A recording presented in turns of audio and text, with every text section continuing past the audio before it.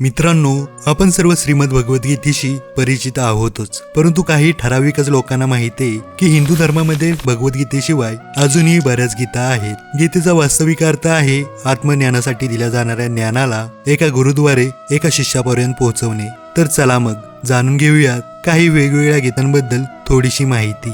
पहिली आहे अनुगीता, जी महाभारताच्या युद्धानंतर भगवान श्रीकृष्णांनी अर्जुनास दिली होती.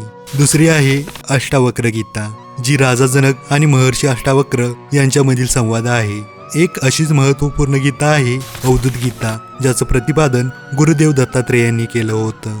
अजून एक आहे विदुर गीता, ज्यामध्ये विदुराने राजा धृतराष्ट्राला धर्म, राजनीती अशा बऱ्याच गोष्टींचं ज्ञान दिलं होतं.